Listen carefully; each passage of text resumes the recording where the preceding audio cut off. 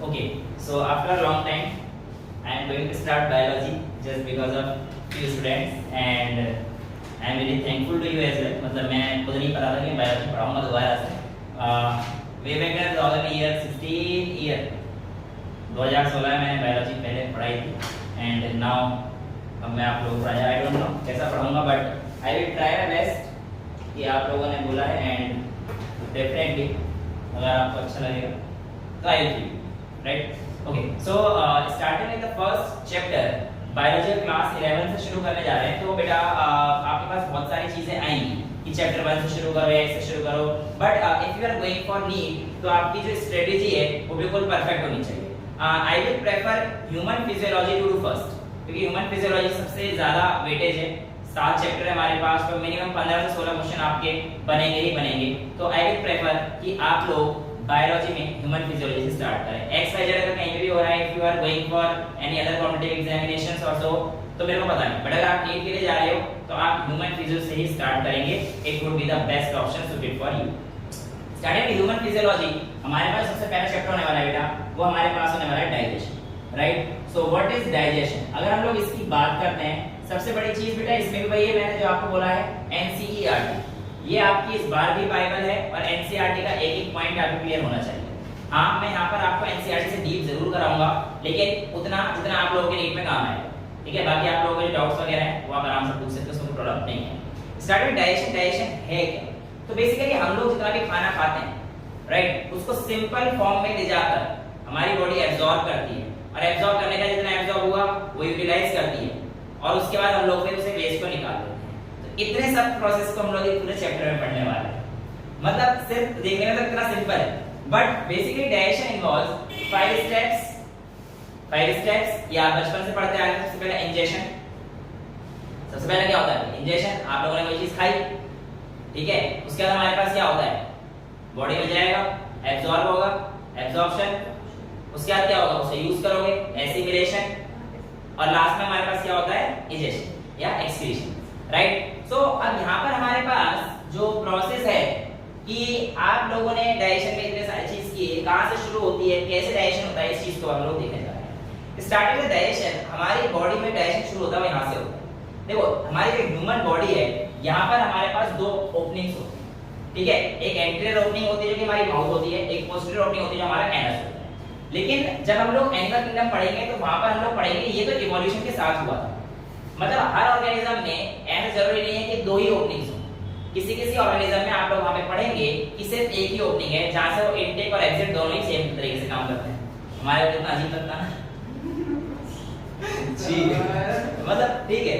सो ऐसे ही हम लोग जो है हमारे पास ओपनिंग अलग अलग है. तो एंटीरियर ओपनिंग जो हमारे पास है बकल कैविटी होती है जो आपको दिख रही है. राइट? तो हम लोग बिल्कुल बेसिक से स्टार्ट करेंगे कि हमारे पास किस तरीके से चीजें शुरू होती है. अच्छा, स्टार्ट करते हैं एक्चुअली करते हैं डाइजेशन क्योंकि जो हम लोग खाना लेते हैं in the form of carbohydrates, proteins, vitamins, ये सारी जितनी भी चीजें हम लोग लेते हैं बेटा, they are called generally macronutrients. क्या बोलते हैं उन्हें? मैक्रोन्यूट्रिएंट्स. देखो मैक्रोन्यूट्रिएंट्स को हम लोग प्रॉक्सिमेट न्यूट्रिएंट्स भी बोलते हैं. क्या बोलते हैं बेटा? मैक्रोन्यूट्रिएंट्स को प्रॉक्सिमेट न्यूट्रिएंट्स भी बोलते हैं. प्रॉक्सिमेट क्यों बोलते हैं?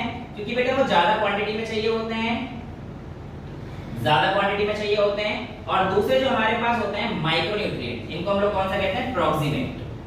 प्रॉक्सिमेट ही बोलते हैं. और जो हमारे पास माइक्रोन्यूट्रिएंट्स होते हैं उनको हम लोग क्या बोलते हैं? Protective nutrients. इनका काम प्रोटेक्शन में ही जनरली और इनका इंटेक ज्यादा नहीं होना चाहिए क्योंकि इनकी इंटेक ज्यादा अगर आ जाती है या कम हो जाती है तो टॉक्सिसिटी प्रोड्यूस कर देते हैं. तो मैक्रो और माइक्रो में क्या क्या चीजें हैं? मैक्रो में बेटा तुम्हारे पास जैसे कि कार्बोहाइड्रेट्स, प्रोटीन्स, विटामिन्स, ये सारी चीजें हैं. माइक्रो में छोटे छोटे एलिमेंट्स जैसे आपको बॉडी के लिए चाहिए होते हैं. सिल्वर. सिल्वर तो क्या कहां से मिलेगा तुम्हें? है ना, सोना चांदी चावल प्लस थोड़ी खा रहे हो. तो जितने भी तुम्हारे पास ट्रेस एलिमेंट होते हैं सेलेनियम वगैरह के, है ना, ये सारी जितनी चीजें आपके पास आएंगी ट्रेस एलिमेंट. बेसिकली अगर आप मैक्रोन्यूट्रिएंट्स की बात करोगे तो आपके पास ये आते हैं CHON PK CAMG. ये सारे हमारे पास किसमें आते हैं? मैक्रोन्यूट्रिएंट्स. ठीक है, लेकिन आगे अगर हम लोग देखेंगे प्लांट्स के लिए मेजर हमारी बॉडी में ह्यूमन बॉडी में कार्बोहाइड्रेट्स रहते हैं तो बेसिकली CH और O से आपका काम चल जाएगा. ठीक है, ये हमें जब लोग चैप्टर 11 पढ़ेंगे वहां पे आपको मैक्रो और माइक्रो में बहुत ज्यादा फर्क पता पड़ेगा. राइट? सो यहाँ पर एक चीज पता होनी चाहिए कि माइक्रोन्यूट्रिएंट्स जो है हमारे पास प्रोटेक्टिव इन नेचर और macronutrients are proximate in nature. ठीक है, यहाँ तक चीजें क्लियर हो चुकी हैं. मैक्रोन्यूट्रिएंट्स की जो अमाउंट है आपकी बॉडी में वो 100 मिलीग्राम पर डे से ज्यादा जानी चाहिए, ये आपको पता होना चाहिए। स्टार्ट करते हैं हमारे पास एलिमेंट्री कैनाल। एलिमेंट्री कैनाल हमारे पास कहां से कहां तक होता है बेटा? माउथ से लेकर एनस तक पूरे को हम लोग एलिमेंट्री कैनाल बोलते हैं। प्लीज एलिमेंट्री कैनाल को ईसोफेगस से कंफ्यूज मत कीजिएगा। एलिमेंट्री कैनाल मतलब फूड पाइप नहीं होता है, पूरा ओपनिंग से लेकर नेक्स्ट ओपनिंग तक वो पूरा एलिमेंट्री कैनाल है जो आपकी बॉडी के अंदर जा रहा है। स्टार्ट करते हैं हमारे पास सबसे पहले कौन सी आती है बेटा? Buccal cavity. Buccal cavity is your mouth.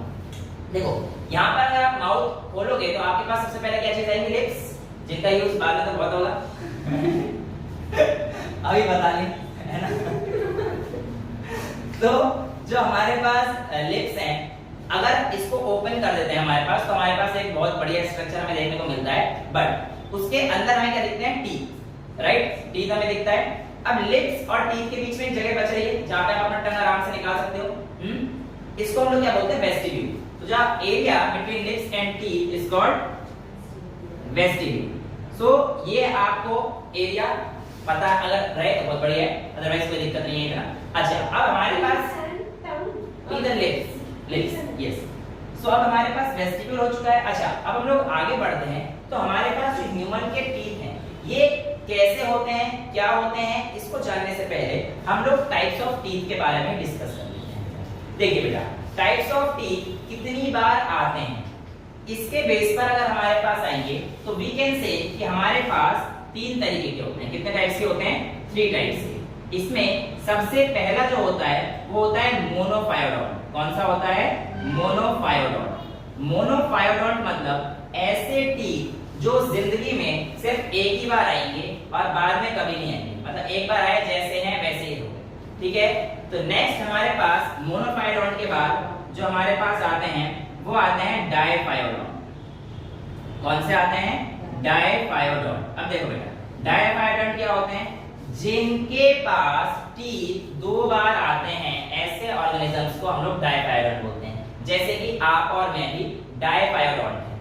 कैसे? देखिए बेटा, डायफायोडोंट में आपके पास 2 सेट्स ऑफ टीथ रहने वाले हैं। अब ये जो 2 सेट्स ऑफ टीथ रहेंगे बेटा, इसमें हमारे पास पहला वाला टेम्पररी जिसे आप मिल्क टीथ या डेसिडियस टीथ बोलते हैं, और दूसरा वाला हमारे पास होता है बेटा परमानेंट टीथ। क्या होता है? Permanent teeth. परमानेंट टीथ हमारे पास इन टीथ के फॉल ऑफ होने के बाद आता है, ठीक है? तो ये हमारे पास टेम्पररी रहते हैं और ये हमारे पास परमानेंट वाले बिल्कुल एक बार सेट हो गए तो सेट हो ही जाते हैं। अच्छा, नेक्स्ट हमारे पास आता है पॉलीफायोडोंट। पॉलीफायोडोंट क्या होते हैं बेटा? जिनके टीथ बार-बार आते जाते रहते हैं, ऐसे दांतों को या ऐसे स्ट्रक्चर को हम लोग पॉलीफायोडोंट टीथ बोलते हैं। हाँ, जनरली ये फिशेस में देखा गया है, तो उनके दांत जो है एक्चुअली कैसे होते हैं हम लोग देखेंगे, तो क्यों ऐसा हो रहा है ये भी अभी हम लोग देखेंगे। तो ये कितनी बार आते हैं उसके बेसिस पर है कि how many times they occur in the life time. उसके बेसिस पर अगर हम लोग देखेंगे तो teeth can be divided into 3 types: monophyodont, diphyodont and polyphyodont, ठीक है? इसके बाद इस लिख लिया है सबने? इसके बाद बेटा हमारे पास जो चीज आती है वो आती है कि इनकी जो पोजीशन है वो किस तरीके से है। इनकी पोजीशन किस तरीके से है? देखो बेटा, पहले तो आपको पोजीशन से पहले शेप देख लेते हैं कि अगर हमारे पास ह्यूमंस की बात करते हैं तो ह्यूमंस के जो टीथ होते हैं बेटा, ये 4 टाइप के टीथ आपको देखने को मिलेंगे। इसमें क्या क्या होता है? Incisor, canine, premolars and then molar. लेकिन ऐसा जरूरी नहीं है कि हमेशा हर ऑर्गेनिज्म में आपको अलग-अलग वैरायटी देखने को मिले। हमारे टीथ क्योंकि अलग-अलग तरीके के होते हैं, इसलिए इन टीथ को हेटेरोडोंट टीथ बोला जाता है। हेटेरो मतलब डिफरेंट, हेटेरोडोंट टीथ। तो ह्यूमंस की एक और कैरेक्टरिस्टिक आ रही है, कौन सी आई? Heterodont teeth. अब कुछ ऑर्गेनिजम्स ऐसे भी होते हैं जिनके आपके पास बिल्कुल सेम टाइप ऑफ टीथ होते हैं, उन्हें हम लोग कहते हैं होमोडोंट टीथ। तो होमोडोंट मतलब क्या होता है? बिल्कुल सेम टीथ, ठीक है?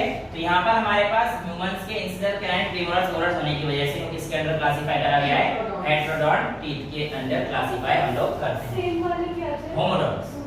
सो होमोडोंट्स के एग्जांपल हमारे पास इस तरह है, फिश का जनरली आपको देखा जाता है। नेक्स्ट जो आपसे पूछा जाता है वो कहा जाता है कि आप क्लासिफिकेशन बताइए on the basis of position of teeth, कि आपके पास पोजीशन क्या है। तो तो बेटा on the basis of position it can be divided into, first आता है आपके पास एक्रोडॉन्ट। कौन सा आता है? एक्रोडॉन्ट। एक्रोडॉन्ट क्या होता है बेटा? एक्रोडॉन्ट जनरली ध्यान से देखेंगे तो आप फिशेस में ही आपको मिलेंगे। इसमें क्या होता है, जो टीथ है वो फ्री सरफेस पे ही रहते हैं।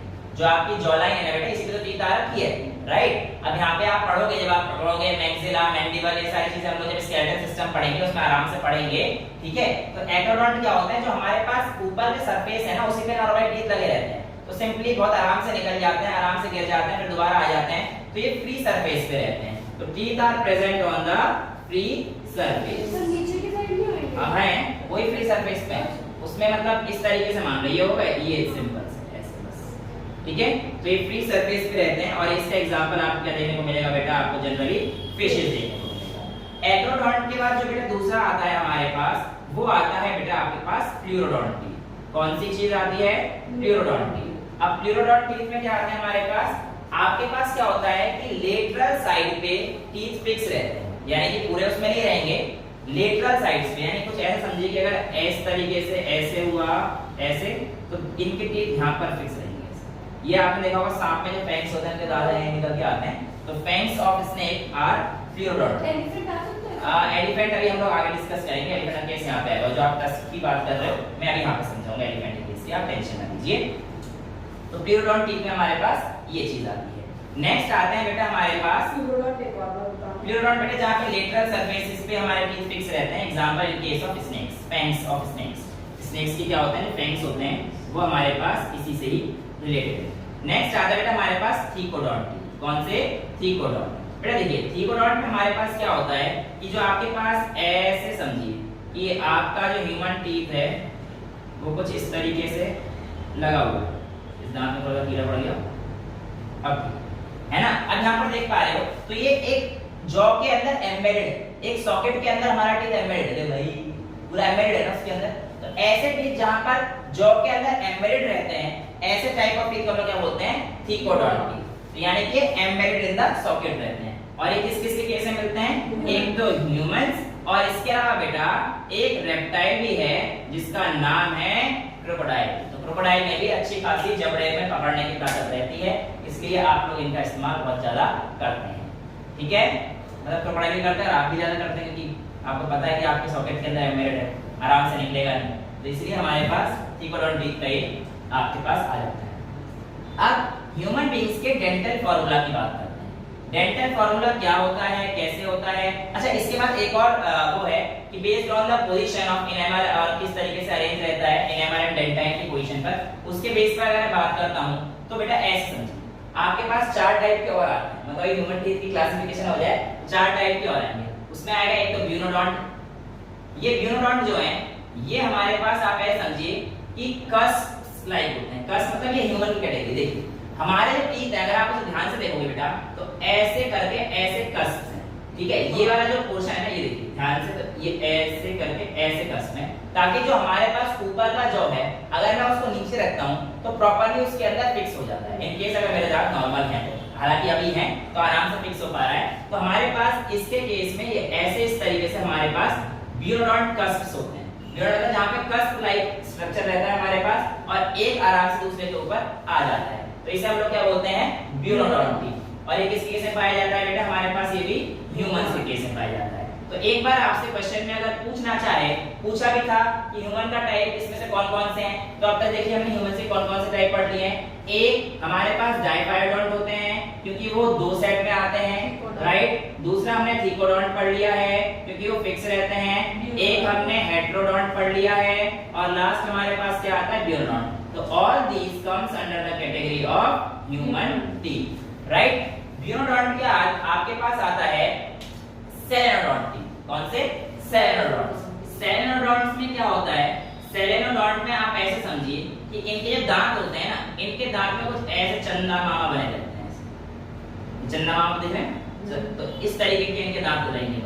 तो ये जो जनरली आप जो देखे गए हैं, ये देखे जाते हैं आपके शीप में, कैटल्स वगैरह जिसमें होते हैं, उसमें हमारे पास कौन से होते हैं? सेलेनोडोंट टीथ, ठीक है। सेलेनोडोंट के बाद आपके पास आते हैं सेकोडोंट। सेकोडोंट में क्या होते हैं? इनके काफी पॉइंटेड रहते हैं, ये ऐसे ऐसे। ये वाले टीथ जो होते हैं बिल्कुल पॉइंटेड रहेंगे, ये बिल्कुल आगे की तरफ नुकीले रहेंगे। तो ये पॉइंटेड एंड्स वाले जो होते हैं ये जनरली देखेंगे कार्निवोर्स में, टाइगर्स वगैरह क्योंकि इनको मीट खाने की जरूरत रहती है, ठीक है, तो ये कार्निवोर्स में देखेंगे। अच्छा, सेकेरोइड के बाद एक और आता है, इसमें आता है लोफोडॉन। लोफोडॉन में क्या होते हैं, थोड़े से लफड़ा होता है।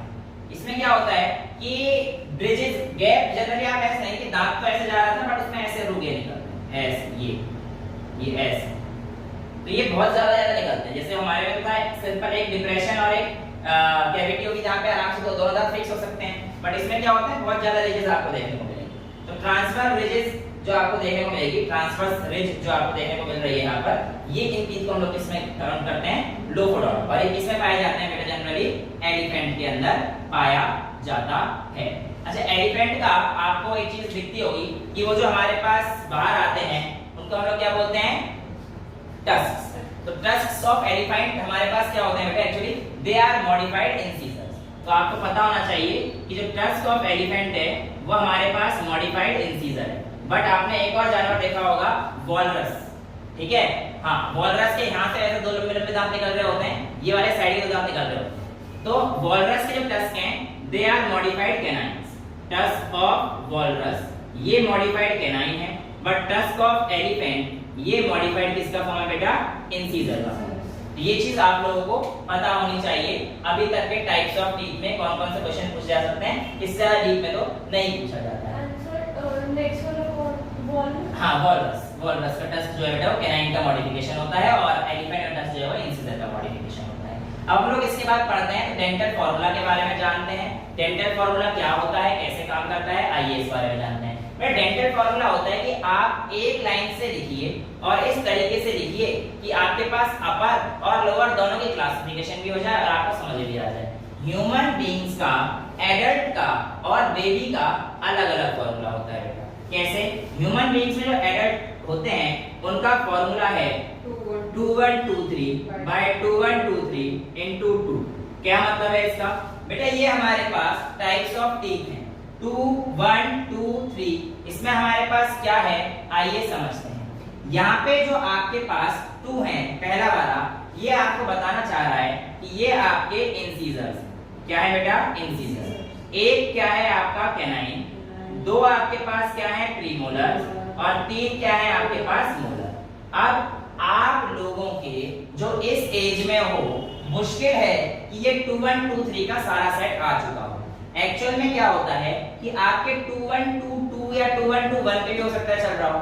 एक्चुअल में जो मोलर है ये थोड़ा लेट आते हैं और इसमें भी जो सबसे लास्ट मोलर होता है जिसे आप अपनी भाषा में अक्कलदाढ़ कहते हैं, जिसके आने के बाद अक्ल आती है, उसको हम लोग यहाँ पर विजडम टीथ बोलते हैं। तो विजडम टीथ एक्चुअल में क्या है, लास्ट मोलर। तो यहाँ पर अगर हम लोग फॉर्मूला देखते हैं तो अगर आप ध्यान से देखेंगे तो 2 + 1 3 + 2 5 + 3 8। 8 का सेट ऊपर हाफ में और 8 का सेट नीचे हाफ में 16 into 2 कर देंगे तो आपके पास दांत कितने हैं, पूरे 32। तो एक नॉर्मल इंडिविजुअल एडल्ट में कितने टीथ आपको दिखाई दे रहे हैं, 32 दिखाई देने चाहिए। बट ये तो उसी केस होगी जो एडल्ट है, लेकिन अगर हम लोग बात करेंगे ह्यूमन बेबी की तो उसके केस में बेटा प्रीमोलर्स नहीं आए होते हैं।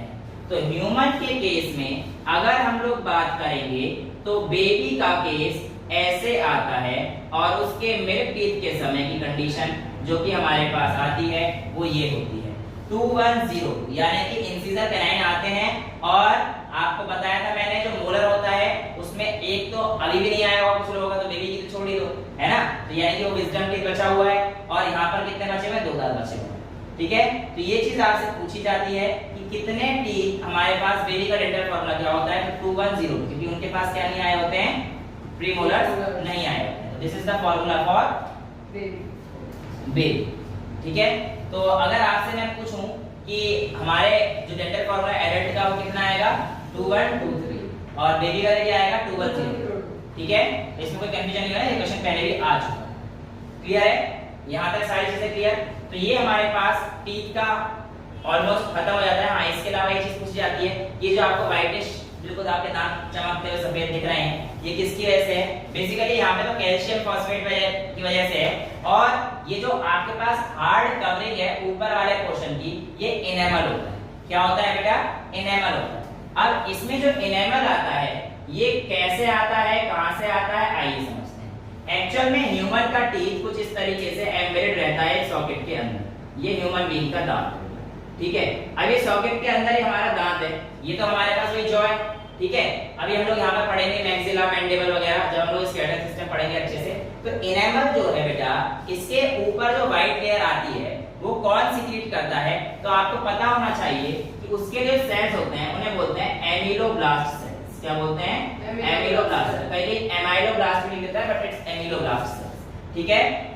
तो ये हमारे पास जो एमिलोब्लास्ट सेल्स होते हैं, ये हमारे पास जो ऊपर वाला इनेमल का ऊपर वाला पोर्शन है उसको बताते हैं। देखो एक्चुअल में अगर टीथ को डिवाइड करूं तो इसके भी 3 रीजन बन जाते हैं। ये वाला जो रीजन होता है ऊपर इनेमल वाला, इस रीजन को मैं क्राउन रीजन बोलता हूं। जो बीच वाला रीजन है इसको मैं नेक रीजन बोलता हूं, और ये नीचे वाला रीजन जहां से सारे दांत जुड़े होते हैं, ब्लड वेसल्स वगैरह अटैच रहती हैं, इसको बेटा मैं रूट रीजन बोलता हूं। तो ये जो क्राउन वाला रीजन है इसको कौन राइस दे रहा है बेटा? अमीलोब्लास्ट। लेकिन अगर मैं नीचे वाले की बात करता हूं, और यहाँ पे हमारे पास क्या होता है बेटा? इनेमल रहता है जो कि हार्डेस्ट सब्सटेंस रहता है, ठीक है। और यहाँ पर आप चीज देखोगे तो इसके इन दोनों के बीच में एक सीमेंटम भी लगा रहता है, वो बाहर होता है, और एक डेंटाइन भी होता है। इतना डीप आपको नहीं जाना है, कोई दिक्कत नहीं है। तो अब आप यहाँ पे देख लीजिए, ये जो रूट वाला पोर्शन है इसको राइस कौन देगा, या नेक। यहाँ पे एक्चुअली मैंने क्या बताया आपको, डेंटाइन की एक लेयर होती है, राइट। ये डेंटाइन की लेयर होती है, जैसे इनेमल की जो लेयर है इसको कौन राइस दे रहा है? अमीलोब्लास्ट। और ये हार्डेस्ट सब्सटेंस हमारी बॉडी के अंदर है, ठीक है। अब ये जो डेंटाइन की लेयर है बेटा, इस डेंटाइन जो कि नेक और रूट के पास ऑलमोस्ट प्रेजेंट है, इस डेंटाइन की लेयर को कौन राइस देता है बेटा? आपका ओडोंटोब्लास्ट। कौन देता है? ओडोंटोब्लास्ट। डेंटाइन बेटा हमारे पास लेयर होती है, यहाँ पर एक्चुअली में दांत और जो हमारा जॉलाइन है इसके बीच में गैप क्रिएट रहता है। तो हमारे पास उसको एडहेसिव उसमें करने के लिए डेंटाइन एक लेयर आती है, उसके बाद सीमेंटम होती है, ठीक है। तो डेंटाइन कहां से सीक्रेट होती है, कौन सेल्स करते हैं? तो odontoblast cells secretes the dentine layer. अच्छा, अब इसके अलावा आपसे अगर पूछ ले कि इन दोनों का ओरिजिन क्या है, तो बेटा एमाइलोब्लास्ट आप लोगों के पास एक्टोडर्मल इन ओरिजिन होता है। कैसा होता है? एक्टोडर्मल। अब ये एक्टोडर्मल और एंडोडर्मल क्या है, इसकी आप टेंशन अभी मत लीजिए, हम लोग एनिमल किंगडम पढ़ेंगे तो वहां पर तो डिटेल में कर लेंगे। आई नो आपको अभी टॉपिक्स में दिक्कत होगी, बट जो लोग पहले से थोड़ा बहुत जानते हैं उनको ये समझने में दिक्कत नहीं होगी ये एक्टोडर्मल क्या है, या एंडोडर्मल क्या है, या मेसोडर्मल क्या है। जैसे कि ओडोंटोब्लास्ट हमारे पास मेसोडर्मल इन ओरिजिन रहता है। क्या बेटा? हाँ बेटा, बिल्कुल जो आपने हाँ एक्टोडर्म, एंडोडर्म, मेसोडर्म पढ़ रहे हैं उसी के बेसिस पे हमारे पास ये 3 चीजें टीथ की आती हैं। तो टीथ पे इससे ज्यादा क्वेश्चंस अभी तो आप लोगों के लेवल पर नहीं बन सकते हैं। अब हम मूव करते हैं अपने अगले वाले टॉपिक पर, जो कि अब देखो तुम्हारे टीथ खत्म हो चुका है। अब टीथ के बाद तुम्हारे पास क्या आएगा? अंदर जा रहे हैं तो हम लोग लिप्स तो अभी हमारे काम के हैं नहीं, ठीक है, बाद में काम आएंगे, वहां पे यूज कर लेना अच्छे से। इसके बाद हमारा टीथ आ चुका है, बीच में जो जोन था वो हमारा वेस्टिब्यूल था, उसका भी काम नहीं, खाना अंदर डालते हो।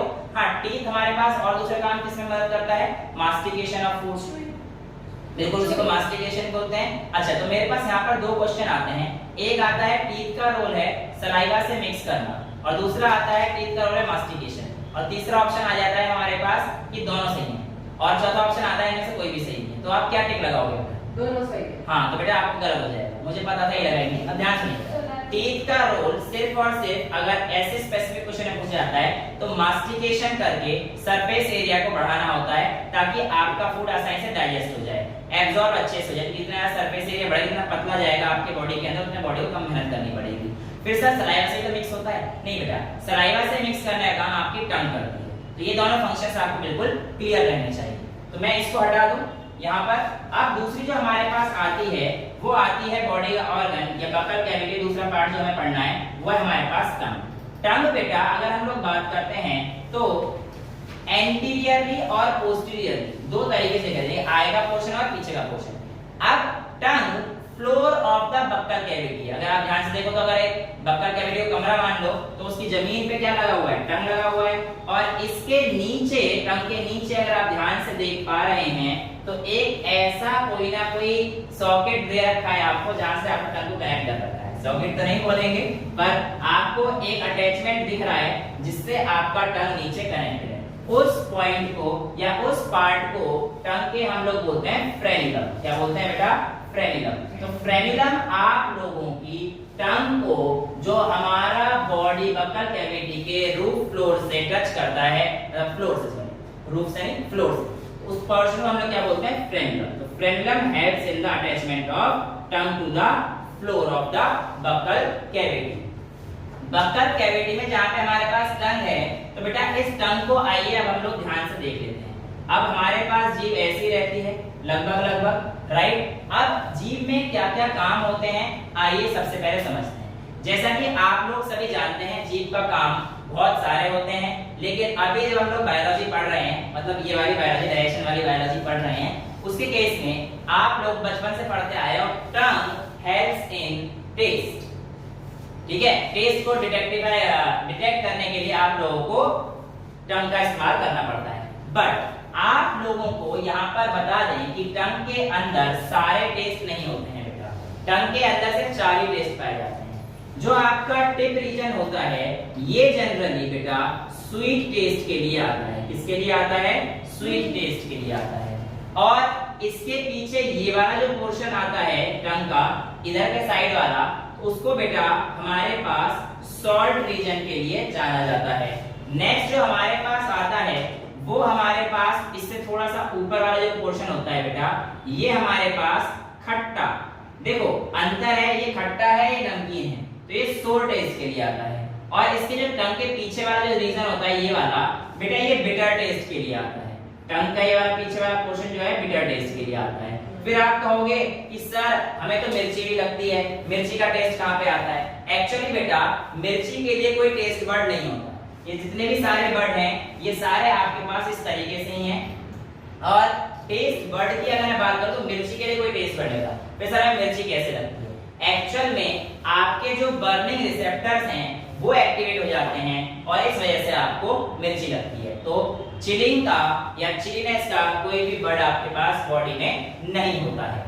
अच्छा, अब हम लोग बात करते हैं कि ऊपर का ये वाला जो पोर्शन है, जीभ है, जीभ को अगर आप ऊपर की तरफ छुएंगे तो you will find a hard roof. इसको हम लोग बोलते हैं पैलेट। क्या बोलते हैं?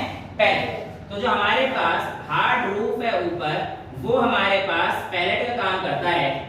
लेकिन ये हमारे पास ऐसा नहीं कि पूरी तरह से हार्ड हो। अगर आप अपने टंग को रोल करके और पीछे की तरफ लेके जाएंगे तो आप पाएंगे कि वो सॉफ्ट हो चुका है।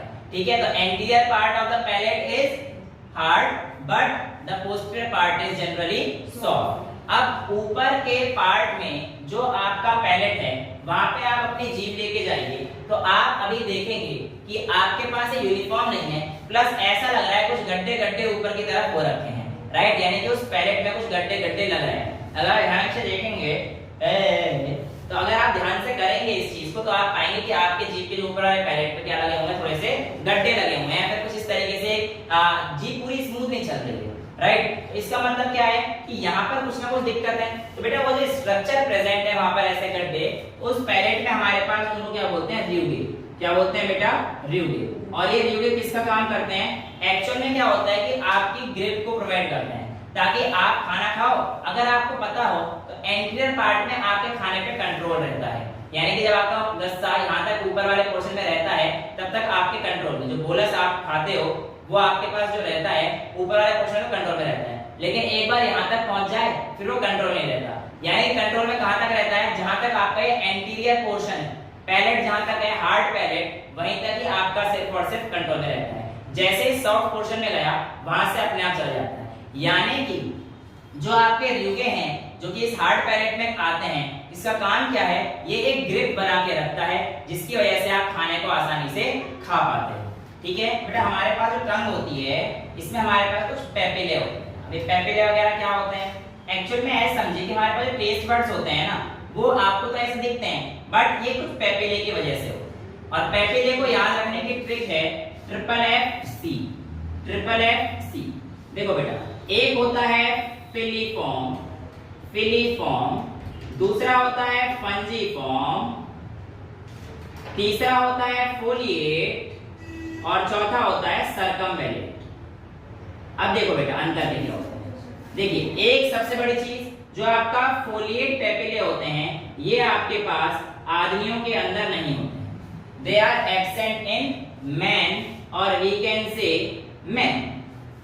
नेक्स्ट आपके पास सबसे ज्यादा अबंडेंट मात्रा में होते हैं, सबसे ज्यादा अमाउंट में जो रहते हैं वो हमारे पास होते हैं filiform. But in filiform papillae के पास PAPILLA, इन फिलीफॉर्म पेपिले के पास कोई भी टेस्ट बर्ड नहीं होता है। फंजीफॉर्म ये टेस्ट बर्ड होते हैं और ऐसा प्रतीत होता है कि ये टंग के ऊपर जो रेडिश रेडिश डॉट आपके पास आता है उसके ऊपर आपको फंजीफॉर्म पेपिले दिखते हैं। नेक्स्ट है सर्कमवैलेट। इनकी बात करें तो इन सभी पेपिले सबसे लार्जेस्ट जो साइज रहता है बेटा वो आपके पास सर्कमवैलेट का रहता है। They are largest in size, ज्यादा नहीं होते हैं, इनका नंबर 8 से 12 के आसपास ये आपको देखने को मिलेगी। तो this was regarding the filiform, fungiform, foliate and circumvallate papillae. Fungiform बेटा आपके पास इनमें टेस्ट बर्ड्स होते हैं और आपकी टंग के ऊपर थोड़े जो रेडिश से डॉट्स दिखाई देते हैं वो फंजीफॉर्म पेपिले के ही होते हैं and they do contain taste buds. ठीक है, foliate papillae are absent in man. अब आपके पास जो टंग है ना इसमें आप ऐसे समझिए कि आपके पास इस एंटीरियर पोर्शन में, सॉरी पोस्टीरियर पोर्शन में, अगर आगे से देखेंगे तो पोस्टीरियर पोर्शन में एक वी शेप्ड स्ट्रक्चर आपका एंटीरियर टंग और पोस्टीरियर टंग को सेपरेट कर देता है। इस स्ट्रक्चर को जो कि वी शेप का होता है इसको हम लोग बोलते हैं सल्कस टर्मिनस या टर्मिनलिस। ये आपको कुछ भी मिल सकता है, सर्कस टर्मिनस लिखा हुआ है किसी किताबों में, किसी किताब में सर्कस टर्मिनलिस भी लिखा हुआ है। तो ये आपको पूछा जाता है कि वो कौन सा पोर्शन है, इन्वर्टेड वी शेप होता है जो आपके एंटीरियर और पोस्टीरियर को आपको डिफरेंशिएट करता है। तो आपका आंसर क्या आएगा, सर्कस टर्मिनलिस। अच्छा, आपका जो एंटीरियर पार्ट है आप किसके हिसाब से देखेंगे तो भाई किसके हिसाब से, एंटीरियर तो आगे वाला होगा और पोस्टीरियर पीछे वाला होगा। तो इसका जो एंटीरियर पार्ट आता है इसको हम लोग बोलते हैं एंटीरियर ओरल पार्ट। क्या बोलते हैं बेटा, एंटीरियर ओरल पार्ट। और जो हमारे पास इसका पोस्टीरियर होता है उसे बोलते हैं फेरेंजियल पार्ट। क्या बोलते हैं, पोस्टीरियर फेरेंजियल पार्ट। क्यों, क्यों पीछे की तरफ होता है। और फेरिंग्स अभी हम लोग पढ़ेंगे, टंग के बाद हम लोग जहां पे जा रहे हैं वो पोर्शन अगला कौन सा होगा, फेरिंग्स। तो इसलिए पोस्टीरियर पोर्शन खुलेगा, ऊपर से खुलेगा फेरिंग्स पे, तो उसे क्या बोलेंगे, फेरेंजियल, पोस्टीरियर फेरेंजियल पार्ट। ठीक है, तो ये हमारे पास आप लोगों से पूछ लिया जाता है, अगर पूछा तो बहुत डीप में, एकदम डिटेल में, आपकी एनसीईआरटी में नहीं है। ठीक है, लेकिन आप लोग अगर कॉम्पिटिशन तैयारी कर रहे हैं तो आपको थोड़ी बहुत चीजें एक्स्ट्रा पता होनी चाहिए। कौन सा आगे वाला, ये बेटा मुंह का पार्ट है, ओरल पार्ट बोलते हैं। इससे आगे सर्कस टर्मिनलिस से आगे वाला जो पोर्शन रहेगा वो आपके पास ओरल पार्ट रहेगा और इसके पीछे वाला पार्ट रहेगा वो हमारे पास पोस्टीरियर फेरेंजियल पार्ट रहता है। अब हमारे पास बेटा जो फेरिंग्स है, ये फेरिंग्स अगर आप ध्यान से देखोगे तो यहाँ पर एक्चुअली 3 कनेक्शन आते हैं। कितने कनेक्शन आते हैं, 3 कनेक्शन आते हैं। एक तो आपके पास जो माउथ का फेरिंग्स है वही जाके खुलता है, उसे हम लोग बोलते हैं ओरोफेरिंक्स, यानी कि ओरल कैविटी है मुंह, तो उसे कहते हैं ओरोफेरिंक्स।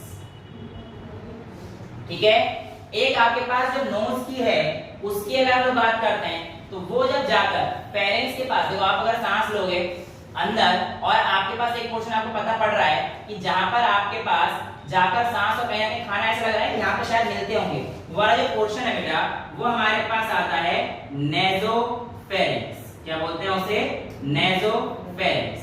अब देखिए नेजोफेरिंक्स के बाद जो आपकी ट्रेकिया है, बेसिकली अगर मैं ह्यूमन बॉडी का डायग्राम बनाता हूं तो ये आपके पास जितने भी, अब मेरे से ज्यादा डायग्राम तो बनता नहीं है बट यहाँ पर ध्यान से देखिए, ये आपके पास पीछे से आ रहा है नेजोफेरिंक्स। ठीक है, अब यहाँ से आपकी बकल कैविटी है, ये यहाँ पर आपके पास जा रहा है फूड पाइप में और ये आपके पास विंड पाइप में जा रहा है। दिख रहा है साफ साफ कि भाई ये वाला जो पोर्शन है किसमें जा रहा है, आपका विंड पाइप में। अब ये वाला जो पोर्शन है यहाँ पर क्या है, जॉइंट है, यहाँ पर ऐसा ही लग रहा है कि खाना और हवा मिल रही है एक साथ। तो बेटा एक्चुअल में क्या होता है, वहां पे मिलते तो नहीं है, तो वहां पर हमारे पास एक्चुअल में एक स्ट्रक्चर प्रेजेंट रहता है, इसका नाम होता है एपिग्लॉटिस। क्या होता है बेटा, एपिग्लॉटिस। तो वो इस नेजोफेरिंक्स के ऊपर रहता है और यहाँ पर जो एपिग्लॉटिस है ये क्या काम करता है, it prevents the entry of food into the glottis region. याद रहे, opening of trachea is called glottis. जो ट्रेकिया की ओपनिंग होती है वो ग्लॉटिस में होती है।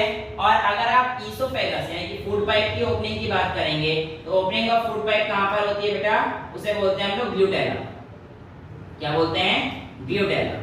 ये भी आपसे एक बार क्वेश्चन पूछा गया है किसी स्टेट पीएमटी में कि जो ओपनिंग ऑफ आपका फूड पाइप है उसको हम लोग क्या बोलते हैं, उसको हम लोग क्या बोलते हैं, ग्लूटेल। नेसोफेरिंक्स, ओरोफेरिंक्स, एक होता है लैरिंगोफेरिंक्स। लैरिंगोफेरिंक्स, अभी जो लैरिंगोफेरिंक्स है इसमें आपको ये भी अगर इसकी ओपनिंग देखें और नेसोफेरिंक्स, अगर मैं बेटा आपको यहाँ पे एक डिफरेंशिएट करने को बोलता हूँ तो आपको इसका जो स्पेसिफिक लोकेशन नियर ट्रेकिया बोला जाता है, बट इसकी जो ओपनिंग है ना नेसोफेरिंक्स में, हम बताया ना कि मतलब ये ग्लॉटिस के आसपास। एक्चुअली में अगर आप ध्यान से देखेंगे तो अगर आप नाक को एक साथ बंद करते हैं और प्रेशर मारते हैं आपके कान के पास जाता है ना, तो आपके पास वो कान के पास क्यों जा रहा है, क्योंकि ये जो नेसोफेरिंक्स है इसका एक यहाँ पे कान से डिस्ट्रीब्यूशन ट्यूब आती है। जो ईएनटी जो आपके पास डॉक्टर होते हैं तो आपने देखा होगा वो आपके पास नाक बंद करके एक साथ हवा बाहर निकालने को बोलते हैं, कई बार जाओगे तो वो एक्चुअली में क्या होता है कि वहां पे हमारे पास एक ओपनिंग यूस्टेशियन ट्यूब वगैरह की ओपनिंग आके कहां पे खुलती है, वो भी एक यूस्टेशियन ट्यूब आपके कानों में होती है। जब हम लोग पढ़ेंगे स्ट्रक्चर ऑफ ईयर वहां पे बहुत डिटेल में जाएंगे इसमें, तो यूस्टेशियन ट्यूब की ओपनिंग हमारे पास इसमें होती है नेसोफेरिंक्स।